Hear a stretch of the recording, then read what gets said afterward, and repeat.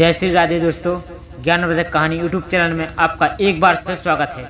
मैं आपके लिए रामायण से जुड़ी बहुत ही ज्ञानवर्धक कथा लेकर आया हूँ। तो आइए देर न करते हुए इस कथा के लिए शुरू करते हैं। कौशल प्रदेश, जिसकी राजधानी बेशवत मनु की थी, पवित्र सरयू नदी के तट पर स्थित है। सुंदर एवं समृद्ध अयोध्या नगरी इस प्रदेश की राजधानी है। प्रिय भक्तों, बेशवत मनु के वंश में अनेक सूरवंशी, पराक्रमी, प्रतिभाशाली तथा यशस्वी राजा हुए थे। तो दोस्तों, जिनमें से राजा दशरथ भी एक थे।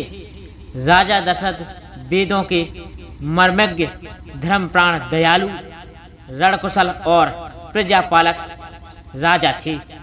तो दोस्तों, उनके राज्य में प्रजा कष्ट रहित, सत्यनिष्ठ एवं ईश्वर भक्त थी। तो दोस्तों, उनके राज्य में किसी के भी प्रति द्रोष भाव का सवार्था अभाव था। प्रति देशभाव का सवार्था अभाव था।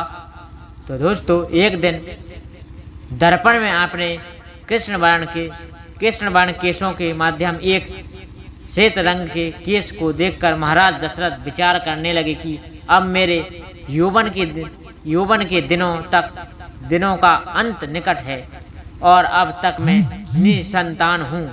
तो दोस्तों, मेरा वंश आगे कैसे बढ़ेगा तथा किसी उत्तरदायी के अभाव में राज्य का क्या होगा। तो दोस्तों, इस प्रकार विचार करके उन्होंने पुत्र प्राप्ति हेतु पुत्र ज्येष्ठ यज्ञ करने का संकल्प किया। तो प्रिय भक्तों, अपने कुलगुरु वशिष्ठ जी को बुलाकर उन्होंने अपना मंतव्य बताया तथा यज्ञ के लिए उचित विधान बताने की प्रार्थना की। प्रिय भक्तों, उनके विचारों को उचित तथा युक्त जानकर गुरु वशिष्ठ जी बोले, हे राजन, पुत्र ज्येष्ठ यज्ञ करने से अवश्य ही आपकी मनोकामना पूर्ण होगी, ऐसा मेरा विश्वास है। राजा दशरथ जी से बोले, विश्वामित्र जी के पुत्र ज्येष्ठ यज्ञ करने से आवश्यक ही आपकी मनोकामना पूर्ण होगी और मेरा यह विश्वास है। तो प्रिय दर्शकों, अतः आप विश्वामित्र जी बोले राजा दशरथ से, आप शीघ्र यशमेघ यज्ञ करने तथा उनके लिए एक सुंदर श्यामकर्ण अश्व छोड़ने की व्यवस्था करें।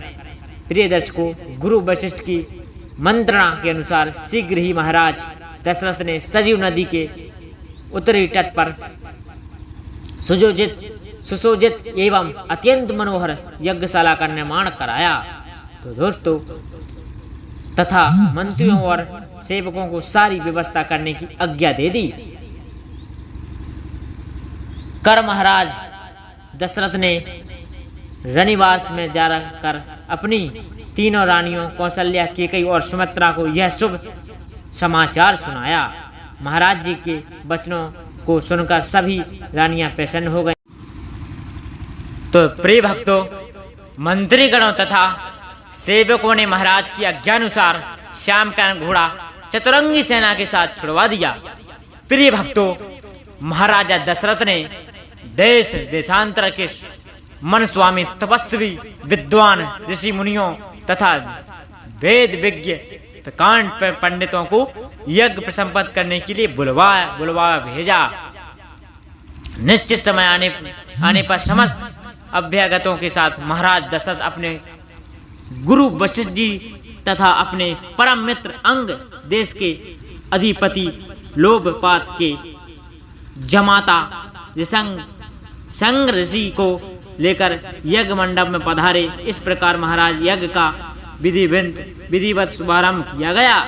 प्रिय भक्तों, संपूर्ण वातावरण वेदों की सिंह रचनाओं के उच्च स्वर में पाठ से गूंजने तथा समाधि की सुगंध से महकने लगा।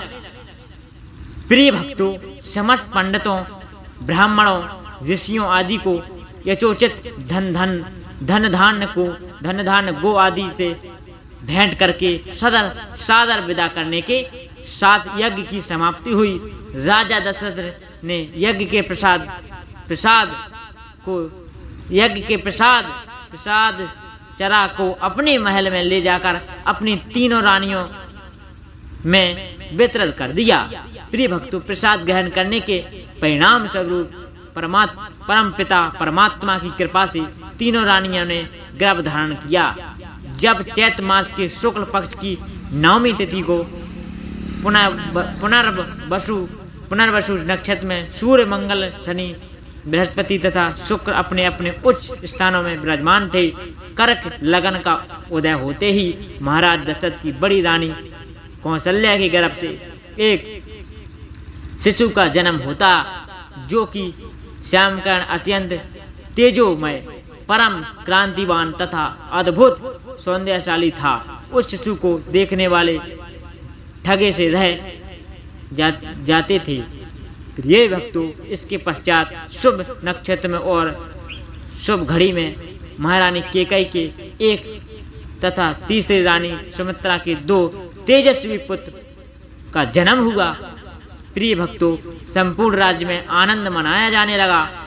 महाराज के 4 पुत्र के जन्म के उल्लास में गंधर्व गान करने लगे और अप्सराएं नृत्य करने लगी। देवता अपने विमानों में बैठकर पुष्प वर्षा करने लगे। महाराज ने उन मुक्त हस्त से राज दरबार पर आए हुए भाटचारण तथा आशीर्वाद देने वाले ब्राह्मणों और याचकों को दान दक्षिणा दी।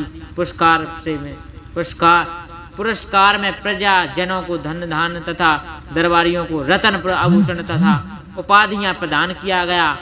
चारों पुत्रों का नामकरण संस्करण महर्षि वशिष्ठ के द्वारा कराया गया तथा उनके नाम श्री रामचंद्र जी, श्री भरत जी, श्री लक्ष्मण जी, श्री शत्रुघ्न जी रखे गए। प्रिय भक्तों, आयु बढ़ने के साथ रामचंद्र जी गुणों में भी अपने भाइयों से आगे बढ़ने लगे तथा प्रजा में अत्यंत लोकप्रिय होने लगे।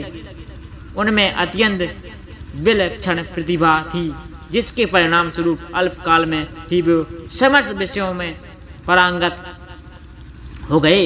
उन्होंने सभी प्रकार के अस्त्र शस्त्रों को चलाने तथा हाथी, घोड़े एवं सभी प्रकार के वाहनों की सवारी में उन्हें असाधारण निपुणता प्राप्त हो गई।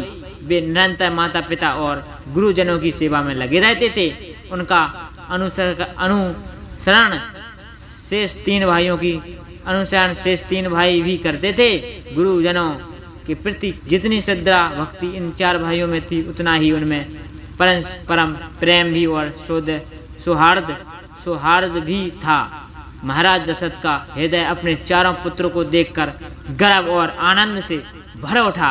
श्री रामचंद्र जी की यह ज्ञानवर्धक जन्म की कथा आपको कैसी लगी, कमेंट में जरूर बताइएगा।